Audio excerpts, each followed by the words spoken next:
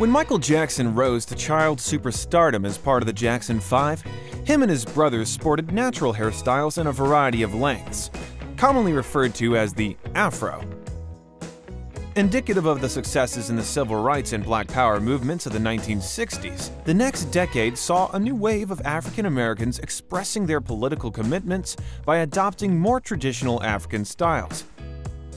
The Jackson 5 symbolized a whole new generation of performers who no longer felt the need to assimilate to white ideals, but embraced their natural hair texture as a signifier of Black pride. As a result, throughout the 1970s, Michael and the Jackson brothers helped popularize the era-defining style in its various forms. Naturally slender, Jackson never needed to pay much attention to his weight, as daily rehearsals and grueling stage performances meant him and his brothers maintained an active lifestyle. The Jacksons were the picture of good health, youth, vibrancy, and a model example of a wholesome Black American family. According to his mother, Catherine, when Michael was at home, he would eat normally, take care of himself, and keep fit by shooting hoops with his brothers on their driveway. However, while on the road, the Jackson brothers' eating patterns would take a turn, as they often resorted to fast food and sugary snacks to get them through their chaotic work schedules. Young Michael Jackson's image as an adorable, charismatic performer was one of the group's many assets. But as Jackson grew into his teenage years, he was plagued with common adolescent acne, a condition that many self-conscious teens find hard to deal with. But any hardships were magnified by Michael's incredible fame and teen idol status. I think every child star suffers through this period because you're not the cute and charming child that you were, and you start to grow. And they want to keep you young forever and little forever. Who's that? The public. Mm-hmm. And, nature takes its course. Mm-hmm. And I had pimples so badly, and it made me so shy. I used to not look at myself. I'd wash my face in the dark. I wouldn't want to look in the mirror. I would turn off all the lights, and because I had pimples really badly. Then one cousin would always, look this to me when he see me, like, want to pop my pimples. I would just go to the bedroom and cry, and it was just difficult and to face the public. The pop performer made numerous attempts to hide his imperfections with the help of common stage makeup when being photographed or making a televised appearance. Brother Jermaine, writing in his autobiography, quote, "He hated his skin and his nose so much that he found it hard to look at himself in the mirror. This wasn't just typical teenage self-consciousness. It became a full-blown inferiority complex. The more he looked at himself, the unhappier he felt." Father would tease you about your Yes, he would tell me I'm ugly. Father would say, Yes, he would. And Jeff would tell me, "Oh, you're so black," or "You have such a big nose." He told you were black? Yes, when I was little. "You are so black. You don't look like my child. Your nose is so big." And this and that. They used to call me Big Nose and stuff. Is it true that your father used to say you had a fat nose? Yeah. What did he say? What did he actually say? God, your nose is big. You didn't get it from me. What does that do to someone who's going through adolescence? You want to die. You want to die. And on top of it, you got to go on stage in the spotlight in front of hundreds of thousands of people and God, it's hard. Like many teens, Michael tried countless products to help clear up his skin and fade the scars left behind. Jermaine Jackson also revealing that it was during this time Michael and himself started using skin bleaching creams not to lighten, but to even out their skin tone and help with hyperpigmentation caused by acne scarring. Jermaine fiercely stated that Michael never bleached his face or skin and was proud of being black.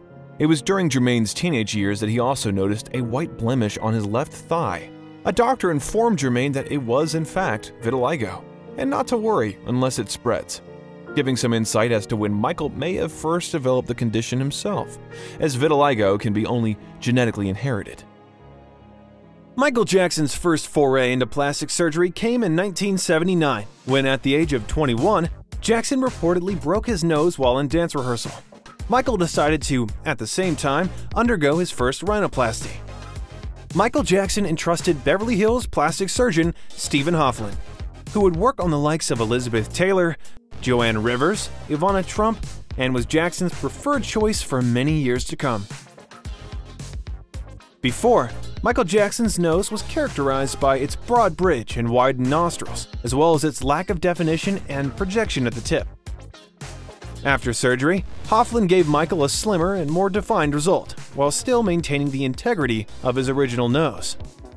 In 1979, and upon the release of his Off the Wall album, Michael Jackson adopted a whole new look. Part of this reinvention meant the mismatched colorful costumes he wore with his brothers were gone, to be replaced with sleek tuxedos and sparkling rhinestones. His hair was also cut short, and Michael spent several years testing products to help define his curls, to give his hair a healthy and glossy appearance. As Michael's solo fame grew as he progressed into his early 20s, the artist became increasingly conscious of his image and made every attempt to perfect his looks. David Guest mentioned how Jackson became increasingly preoccupied with his weight and image as he developed into adulthood, encouraging Guest to slim down, saying, quote, "You've always got to improve to make yourself look better."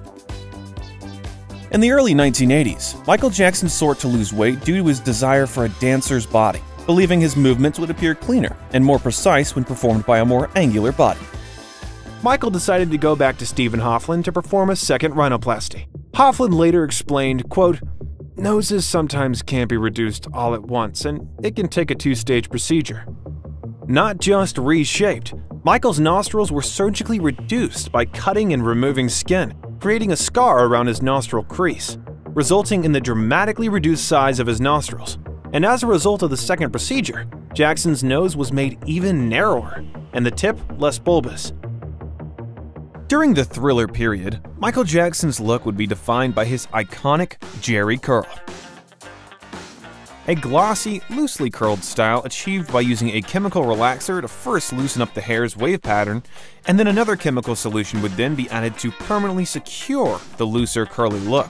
Spraying expensive bottles of hairspray called activators into the hair would then provide a glossy sheen. The style often being called a wash and wear hairstyle, meaning the wetter it was, the better it looked. The hairstyle quickly grew in popularity with many other male celebrities following suit, and soon became a cultural staple for the black community. The Jerry curl was so pervasive and yet so distinctive on each person who wore it, depending on the cut and styling. Michael Jackson's Thriller curls were shorter on top and longer in the back, with loose curls cascading down his forehead. He had his side parting styled in and his baby hairs slicked down, blending into his sideburns. In early 1983, upon the release of Thriller and while attending the Brit Awards in London, the first signs of a change in his skin tone surfaced. During the glitzy event, Michael Jackson's face appeared slightly irritated. Areas around the eyes, nose, and hairline appeared deeper, when his cheeks, chin, and forehead were lighter in comparison. This may have been caused by the use of harsh topicals used to prevent acne breakouts, or bleaching creams to treat hyperpigmentation and in turn lighten the skin. During 1983, Michael Jackson's dieting became more apparent, as his weight dropped to a reported 120 pounds while filming the Thriller music video. Those around him became increasingly concerned about Michael Jackson's inconsistent eating habits as they were preparing to embark on the Jackson's Victory Tour. Witnesses reported that he was often dizzy and speculated he was suffering from anorexia nervosa. His mother recounted that he told her that, quote, "If I didn't eat to live, I'd never eat." Sometimes Michael didn't want to eat at all, at least not a decent meal. He once had a handful of M&Ms and he was just popping those in his mouth one at a time, saying that's all he wanted and had not eaten anything else all day. There were times when he would eat in his room and a salad was made for him. He would sometimes just eat half or just take a couple of bites and leave it. During this period, Michael was open about fasting at least one day a week for religious as well as health reasons. But instead of laying low that day to conserve his energy, Michael would dance non-stop on his portable dance floor in his bedroom. Just something I decided to do for my body. And I dance every Sunday, and I feel better doing it. You just fast and dance? I don't eat anything. Throughout 1983 and 1984, Michael Jackson appeared in public on numerous occasions with what appeared to be angry, red-flushed cheeks. Many have speculated that these rashes were caused by Michael's then undiagnosed lupus condition. Although, after researching the type of rashes that develop as a result of lupus, that typically leaves much more severe scarring. Michael's inflamed cheeks would be more indicative of a reaction to harsh topical products. During this period, Michael's skin appeared lighter and ashier in tone. This could have been caused by the use of bleaching creams, which can leave a grayish tint to the skin, or poor foundation makeup products available at the time for deeper skin tones, which often caused a similar effect. Although it is clear Michael Jackson also loved the transformative nature of makeup to not only make one more beautiful, but to turn yourself into a monster or a creature from another planet. This is demonstrated by Jackson's enthusiastic portrayal of the Scarecrow in 1978's The Wiz. And later, during the making of his video Thriller, where Jackson is lavishly decorated by the industry's best in prosthetic makeup. After watching John Landis's An American Werewolf in London, Jackson called the director out of the blue and employed the film's makeup artist Rick Baker to transform the singer during his next music video spectacle. As part of the project, Jackson was turned into a werecat in a terrifying morphing scene. Quote, "Because I just didn't want to do another werewolf," said Baker. According to Landis, the production involved the largest makeup team in film history up to that point, with 40 makeup artists creating dozens of silicone mold prosthetics, a system of pump-action balloons, eye contacts, artificial teeth, and every shade of theater paint you could imagine. Quote, "I was adamant that whatever he was going to turn into, he couldn't be too hideous or unattractive. Scary? Yes. Creepy? Yes. But not ugly," director John Landis said. In the latter part of the video, Michael Jackson's zombie-type makeup consisted of brow and cheekbone prosthetics and copious amounts of green makeup in vastly different shades, giving a hollowed-out appearance. Although obviously ghoulish in nature, this sharp, severe makeup style may have inspired Jackson's next look. Still unsatisfied and with Thriller skyrocketing up the charts, Michael Jackson decided to undergo a third rhinoplasty during the summer of 1983, revealing the result in his Say Say Say music video with Paul McCartney. This time, Michael's nostrils and nose tip were further reduced. His tip was now as narrow as the bridge, and his profile was given a slight upturned appearance. As his fame grew with the phenomenal success of Thriller, so did Jackson's attempts to achieve higher levels of physical perfection. Michael dropped a considerable amount of weight during this time and wore heavier makeup that didn't go unnoticed. Late-night comedians soon began passing comment, with Joan Rivers joking on television that, quote, "The man wears so much makeup that when he takes it off, he's white." Unfortunately, not all Michael Jackson's surgeries would be voluntary, as on January 27, 1984, while Michael and the other members of the Jacksons were filming a Pepsi commercial in Los Angeles' Shrine Auditorium, pyrotechnics set Jackson's hair on fire, causing second-degree burns to his scalp and extensive hair loss to his head. In the run-up to 1984's Victory Tour, Michael Jackson endured a series of painful surgeries, whereby they cut away scarred areas and stitched his unaffected scalp together in hopes of disguising Jackson's injury and covering the now palm-sized bald spot on top of his head. In the immediate aftermath, some believed Michael Jackson's use of styling products contributed to the accident, as many that gave the hair a shiny look contained ingredients like glycerin and moisturizers that can be flammable, especially for afro-textured hair, which will burn more readily than long, straight, limp hair due to more airspace that makes oxygen available for combustion. However, Michael Jackson spoke out to express his hurt upon hearing these assumptions, clarifying that during the shoot, Jackson had only used water, and there was no way that the manner he styled his hair caused the injuries he suffered as a result. Nonetheless, it should be noted that Jackson made these comments while also seeking legal action against PepsiCo, in which any knowledge that the plaintiff may have also contributed to his injuries would have certainly been used against him in court. In a mere matter of weeks, Michael Jackson was back in the limelight, accepting the Guinness Book of World Records Award for Thriller, becoming the largest-selling album of all time, as well as attending the glistening Grammy Awards, where he also made history, winning a record 8 awards that night. To hide his injuries, Jackson wore a clip-in hairpiece during these high-profile events, and in the run-up to his victory tour, the Billie Jean singer went through several scalp surgeries in hopes of resolving his damaged scalp. As indicated in this rare home footage, presumably taken while Michael Jackson was recovering from surgery as well as practicing his dance move for his upcoming tour, Michael can also be seen wearing a surgical splint on his nose as well as dressings on his scalp. This would suggest that during his scalp procedures, Jackson decided to have his nose revised for the 4th time. This theory is further substantiated when Michael appeared at his mother's birthday celebrations with his nose looking different, as though still slightly swollen a month after surgery.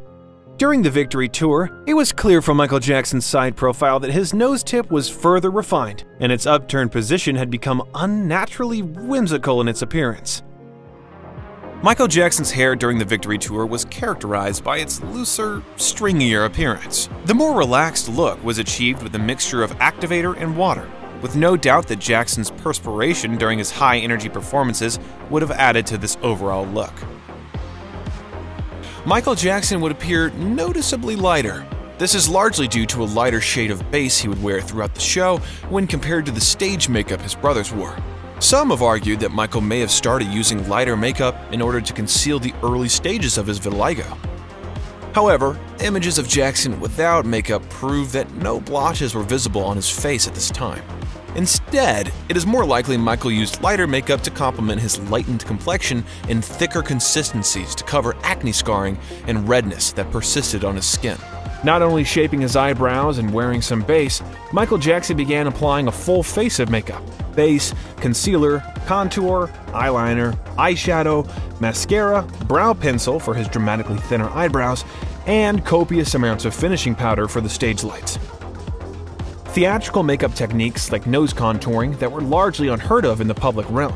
Applications that transitioned into his day-to-day as Michael Jackson's whole public life became a production, where he could be photographed at any point, in any lighting, and from any angle. By 1986, it became apparent that Michael Jackson was visibly having issues with his recently surgically altered nose, as on May 6, 1986, Jackson appeared at a Pepsi press conference with sunglasses on, disguising a nose that appeared asymmetric and at a stage of collapse.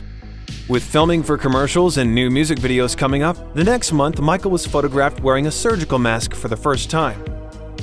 In that July, while attending the funeral of Vincent Minnelli, photographers noticed his nose altered, as well as the addition of a Kirk Douglas-style dimple to his chin. His jawline's new look was achieved by the use of an implant, as his autopsy report noted that he had 2 incision marks at the bottom of his chin. During 1985 and 1986, Michael Jackson appeared increasingly lighter during the few public appearances he made during this period.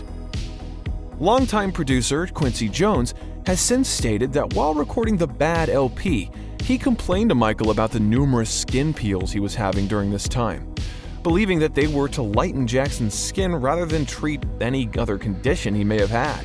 During the production of the Bad music video in the winter of 1986, Michael Jackson sported a radically lightened look that his longtime friend and self-described former girlfriend, Stephanie Mills, couldn't help but to pass comment on. When he did the Bad video, he called me and he wanted my best friend, who was Greg Burge, to choreograph the Bad video. And I got in touch and they got in touch with each other. And then I went to visit the set. That was the first time I ever saw him when he had totally changed. What did you think? I whispered something. I whispered something in his ear. What'd you say, Miss Mill? I'm not going to tell you. When Michael Jackson revealed a whole new look in his Bad music video, the first part presented him sporting shorter hair. However, once Jackson transformed into a buckle-bound rock star with a fierce attitude, his hair suddenly appeared much longer. He maintained the part in his hair and combed out the curls, adding extensions in the back, making his hair appear bigger and looser, as opposed to the small and tight curls he had earlier on. A long shag that he constantly tossed and flipped as he danced, all with the help of a wind machine. The biggest changes in Michael Jackson's makeup style were his eyebrows, that he grew in and gave a dramatic arch to, as well as his notoriously lighter base. During the promotion of Bad, the ambitious release was accompanied by a variety of publicity shots of Jackson that emphasized his new, lighter skin tone. Moody black and white shots, as well as the album cover image itself, were edited to manufacture a new racially ambiguous image of Michael Jackson. However, private images during this period would reveal that his complexion was, in contrast, much closer to his original skin tone than you would have thought, especially when rehearsing and traveling around Asia while on the first leg of the Bad tour and the latter half of 1987. In the opening scenes of his music film Moonwalker, Jackson performs Man in the Mirror to a sea of thousands. In this, he is seen singing the emotive track while sweating off his base makeup, revealing in high definition his natural, deeper skin tone. Michael Jackson's new look made him a relentless media target, with bombastic stories of him and his bouts with plastic surgery becoming regular tabloid fodder in the newspapers. A brand new facelift for his brand new tune. But that's the real bad news behind this multimedia blitz. Bad publicity that's threatened to turn a music legend into a bizarre joke. When you think of Michael Jackson, the first thing you think is the eccentricities. It's overshadowed his music and his artistry. You don't first think, what a great artist, what a definitive performer. You think, what a weird guy. Most people don't sleep in an oxygen chamber or go out in public covered with a mask to hide their plastic surgery. Michael Jackson's been overhauled more than the Statue of Liberty. This is how he looked before the nose job, the chin job, and the eye job. People are always asking about the man behind the myth. Like all superstars, Michael has to deal with a plague of allegations about his private life. Headlines which paint him as a weird recluse.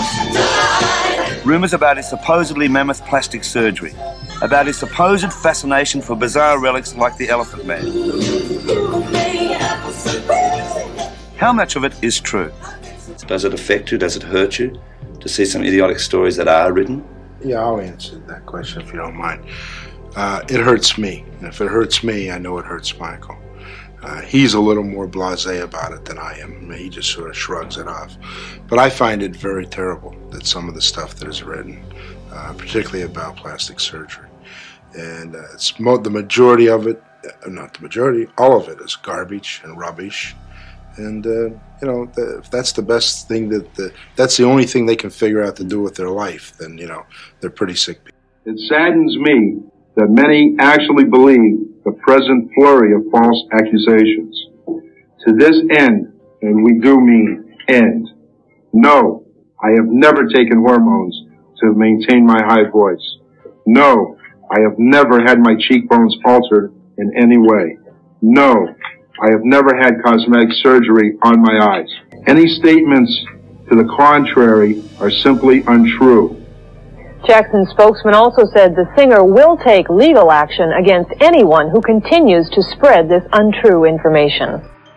The bad era would be defined by Michael Jackson's much longer, looser curled look, which he achieved by applying perms to his hair and adding in extensions to increase length and volume. While on tour, Jackson would often wear his hair in a loose, low ponytail, a more secure style when performing, and in more humid climates. Michael would also repeatedly be seen wearing hats, whether his signature fedora a la Smooth Criminal, or something more casual while on the road. Similar to the Victory era, Michael Jackson incorporated contouring techniques as part of his stage makeup to accentuate his chiseled features. Although Michael Jackson had his full-time makeup artist at his every beck and call while on tour, Karen said that, quote, "For the most part, Michael does his own makeup in the hotel before the show. I put a little kit together for him, I fine-tune him in the dressing room before, and I'll touch him up a little during the show." As the Bad Tour came to a close in 1989, Michael Jackson appeared during his Liberian Girl music video and various high-profile award ceremonies wearing noticeably deeper bass makeup. Private images that have surfaced reveal a Michael Jackson that had largely returned to his original skin tone by this point.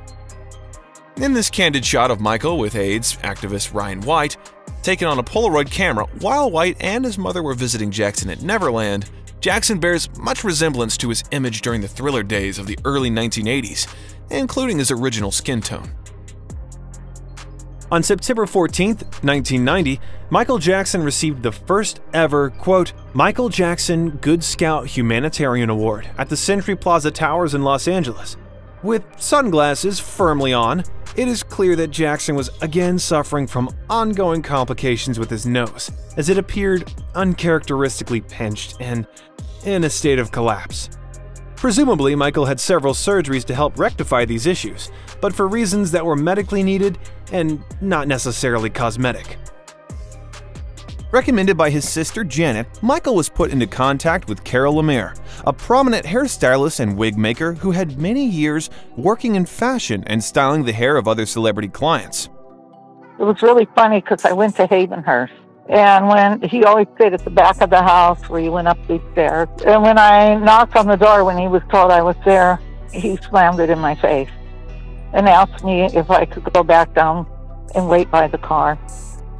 So while I was waiting by the car, I seen Michael, and it was like the Pink Panther. He was sneaking behind bushes to get into the house, the main house, to change, because he had like a shower cap on, and I guess he didn't want me to see him like that. He was real shy at first, because he liked my hair, because I'm Native American and Russian.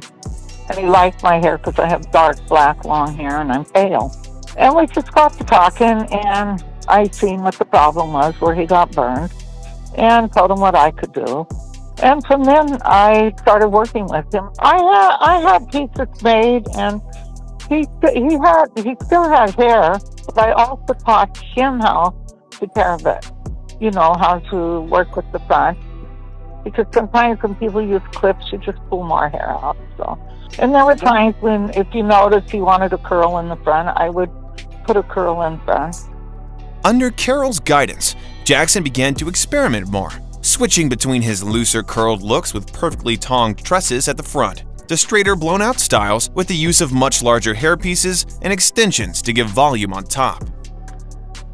In early 1991, Indian photographer Dilip Mehta spent 5 nights with Michael Jackson at Neverland, as a result, capturing some incredibly intimate shots of the artist. Michael appears in his natural state, unstyled, brows ungroomed with minimal makeup on. Although for the last few years Michael had resorted to having his arms and legs covered for the most part, his face and hands appeared lightened but have little sign of the uneven blotches characteristic of vitiligo. However, 1991 would see Michael Jackson's most drastic and permanent change to his skin, as he began to use stronger lightening topicals, Binaquin and hydroquinone.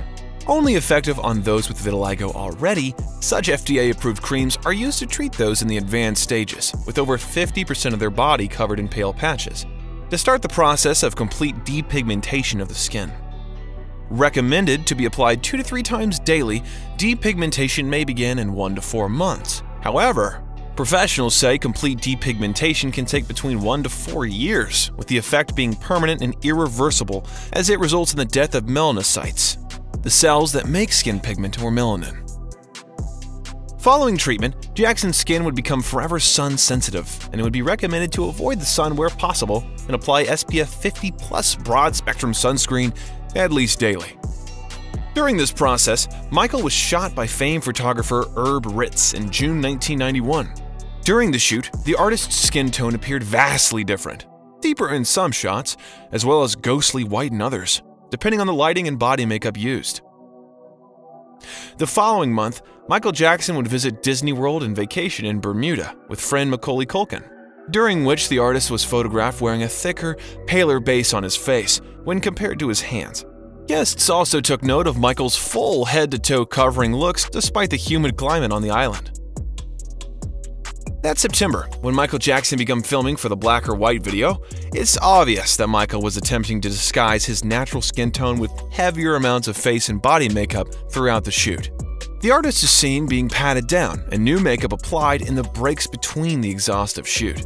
To achieve a uniform look, Jackson used specialist base makeup by Dermablend. That's heavy, total full coverage formulation was recommended for those hoping to cover up the most severe of scars, birthmarks, and other skin conditions. During the behind-the-scenes footage for the video Black or White, Michael Jackson is seen constantly having his face patted down and makeup reapplied during the physically exhaustive shoot. As if any makeup failed to cover Jackson's real skin tone, it would reveal the extent of his then unknown skin condition.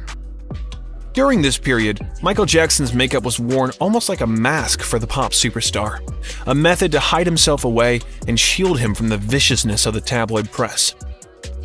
For his next video, Remember the Time, Michael Jackson appears even more covered, wearing long sleeves, black jeans, and boots, when compared to the dancers and his co-stars in the video.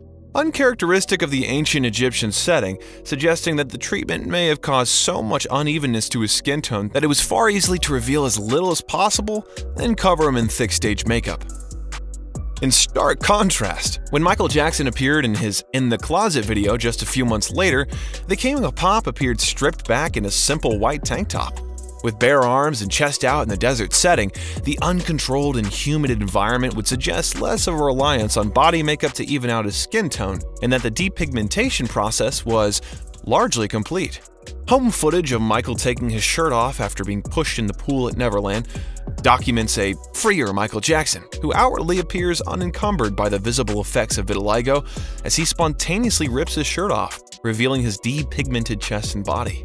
The thing that is most discussed about you, I think, is the fact that the color of your skin is obviously different than it was when you were younger. Yes. And so I think it has caused a great deal of speculation and controversy as to what you have done or are doing. Are you bleaching your skin? And is your skin lighter because you don't like being black? Okay, number one, this is the situation. I have a skin disorder that destroys the pigmentation of the skin. Is something that I cannot help. So it is. It's a problem for me, okay? I can't control it, okay? But what about all the millions of people? Let's reverse it. Okay. What about all the millions of people who sit out in the sun to become darker, to be colored? When did the color of your skin start to change? Oh boy, sometime after Thriller.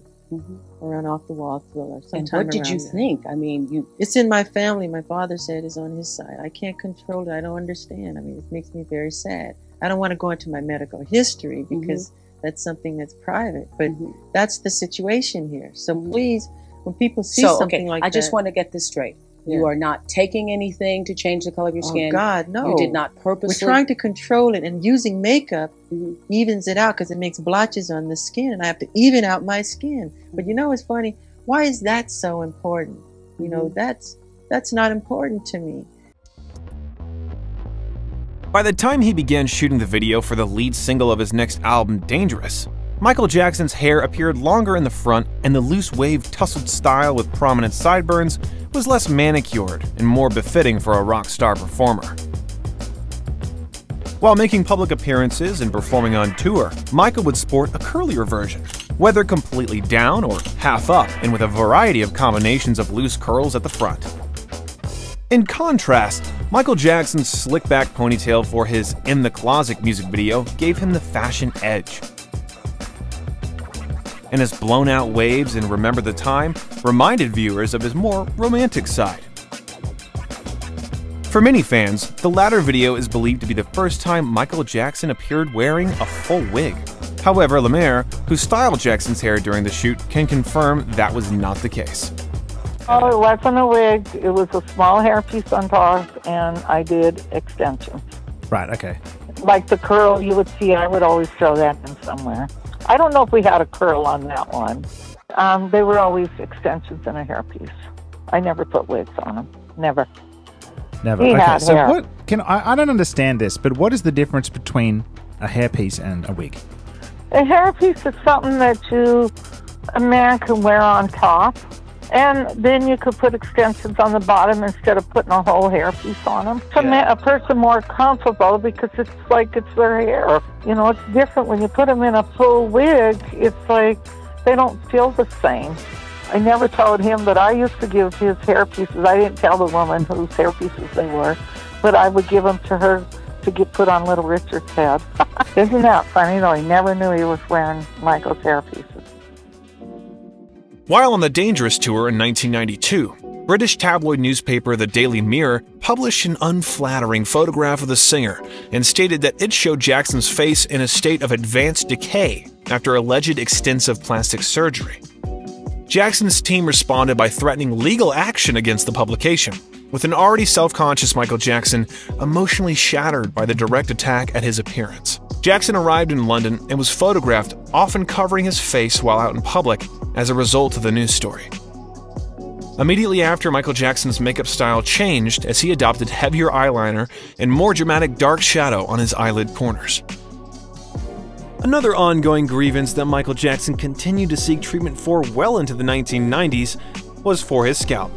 With little success from his 1984 surgeries, Michael decided to undergo a radical treatment that would finally relinquish his need for hair pieces to disguise the bald spot caused by scar tissue left after the Pepsi accident.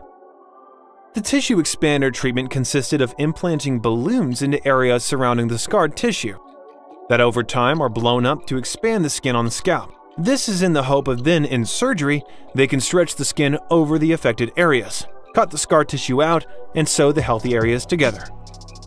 Because the whole process is so visible, hats have to be worn during this period. And for a 2-month stretch in the spring of 1993, Jackson was only ever seen in public with his signature fedora on. As part of Jordan Chandler's testimonial against Jackson, he noted that the artist would wear his fedora at all times, and how odd he felt it was when he would even sleep with it on when they shared a bed together. Unfortunately, this surgery was ultimately unsuccessful, and Michael Jackson would continue to rely on hairpieces and semi-permanent tattoos to disguise his hairline. Are you pleased now with the way you look? I'm never pleased with anything. I'm a perfectionist. Yeah, it's part of who I am. Mm-hmm. And so, when you look in the mirror now, and the image that looks back at you, are there days when you say, "Well, I kind of like this," or "I like my hair today"? Or, I'm never. I think I'm pretty cute today. No, I'm not pretty cute today. No, I try not to look in the mirror. I really do, because I'm never happy with what I see. So I go on with my work and get it done.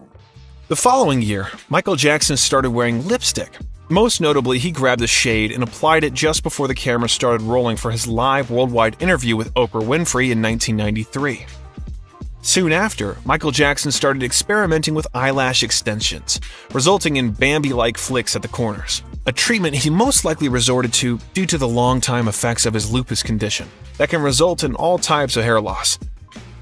This may also explain Jackson going through more extreme beauty treatments, like having his eyebrows and hairline permanently tattooed, procedures that had varying levels of success.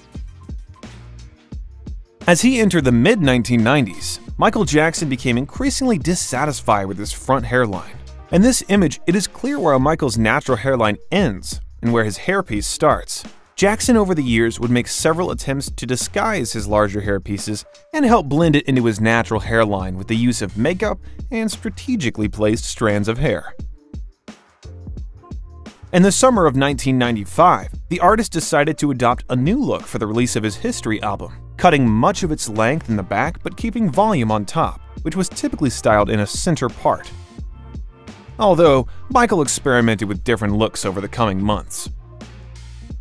However, the shorter hairstyle was just as short-lived, and Michael Jackson reverted to longer looks in 1996 as he prepared for his upcoming tour. While on tour, Michael showcased styles that weren't dissimilar to those from the Dangerous era that had now become his signature. Loose long curls worn down in a low ponytail and regularly topped off with a black fedora.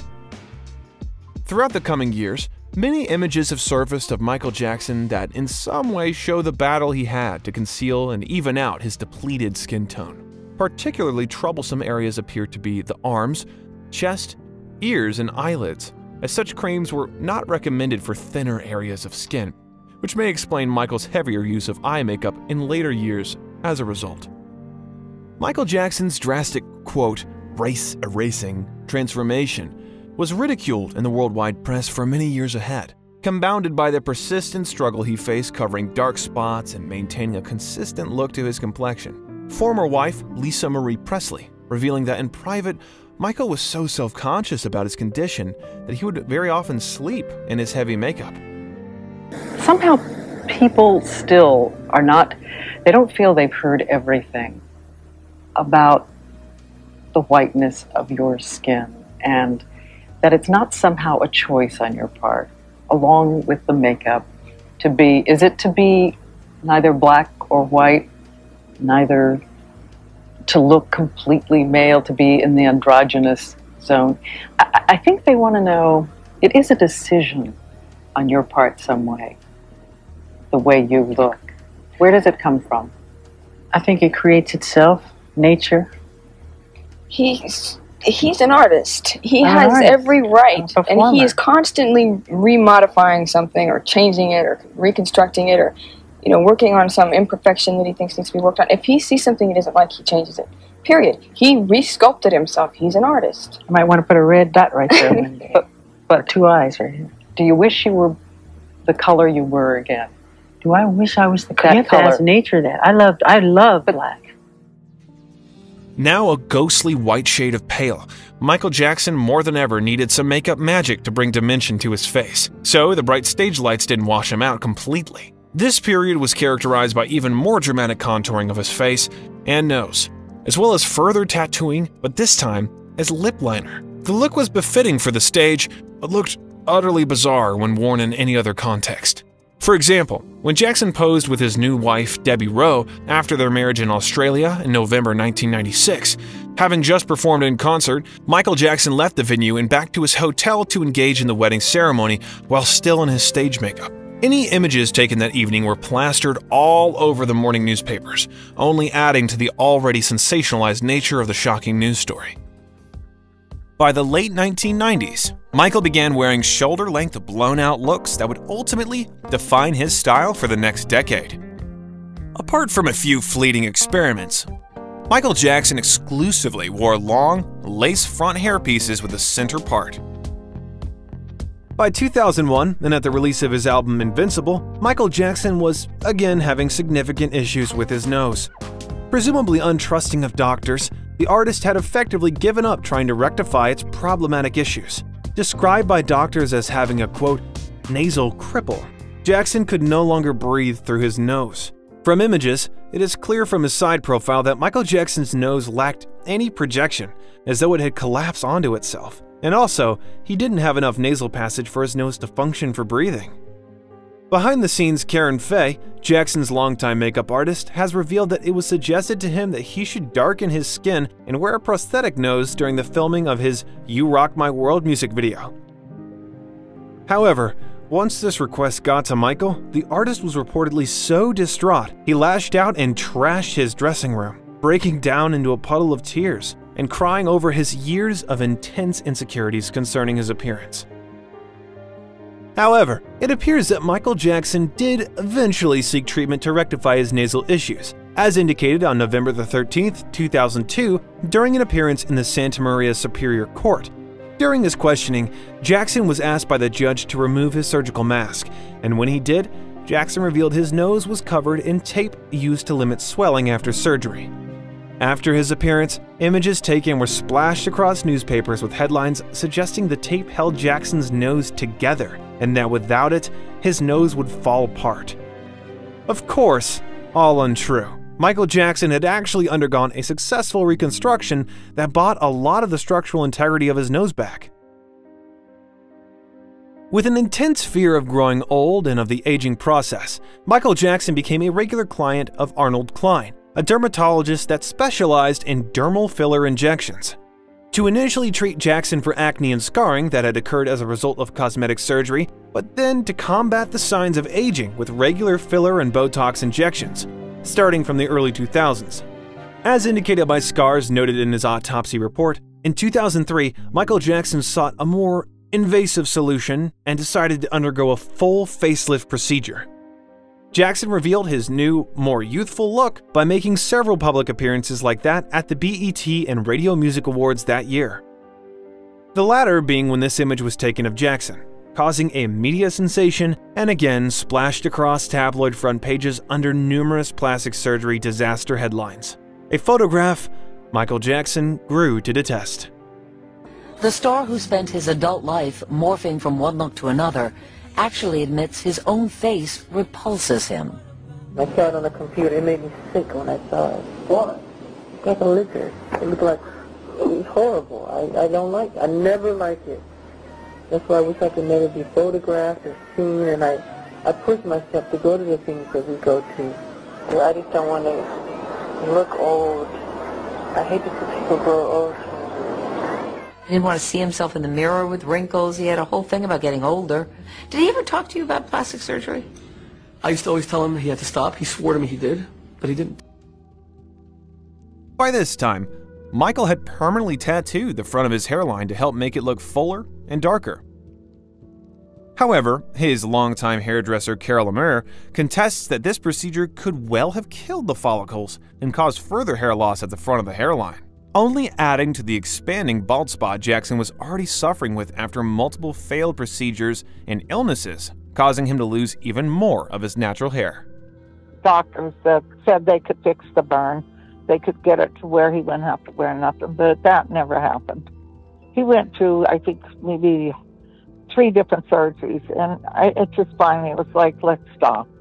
This ain't gonna happen. I mean, it would get infected, and it wasn't that big at first. You know, I did things totally different than this person that came in after. If a hairpiece is covering your top, there's no reason why you have to be tattooed. But there are products out there, which I'm sure was used after, and it probably killed his hair follicles, because I've had this happen to my own other clients, which makes me furious when people do something like that. In the last years of his life, Michael Jackson wore larger hairpieces that covered much of his natural hair. However, when he was rehearsing for his ill-fated This Is It concert series, the King of Pop revealed at least some of his natural hair and gave a glimpse into how he may have planned to wear it during the show. In typical Jackson style, the smooth criminal singer filmed concert interludes and rehearsed his classic hits sporting his signature wavy locks, although noticeably thinner than in past years.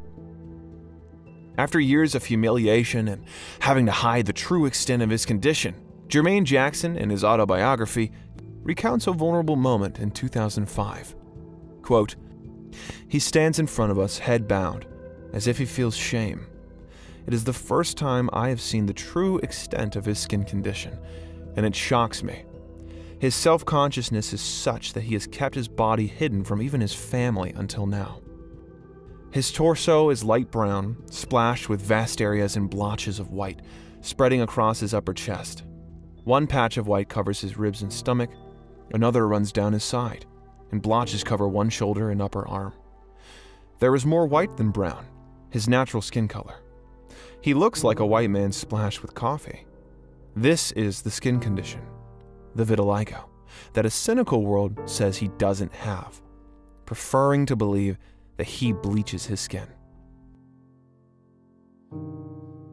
Michael Jackson's dermatologist said that his aim was to rebuild Jackson's face in an attempt to make him look more normal, including a reconstruction of his nose using fillers. He said that his nose was small, but was beginning to look a lot more natural again. Restylane, a temporary tissue filler, was also injected to build up areas of the face and even out others that had been visibly impacted by infection, scarring, and the effects of his long-term illnesses. In 2009, Lou Ferrigno, who personally helped Jackson train for his upcoming This Is It London performances, suggested that his eating regimen was far from ideal. Quote, "He only ate once a day, and it was always a running joke with us that I needed to put meat on his bones. But I just told him the proper supplements to take. He might have been a little thin because he was under a lot of stress and training for the tour," Ferrigno said, "but when I put him through the routine and everything, it was just fine. I mean, very energetic."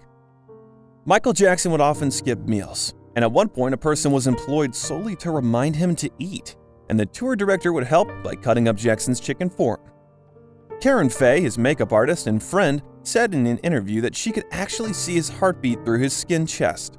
She immediately told his manager Frank DeLeo, who answered, "So, get him a bucket of chicken."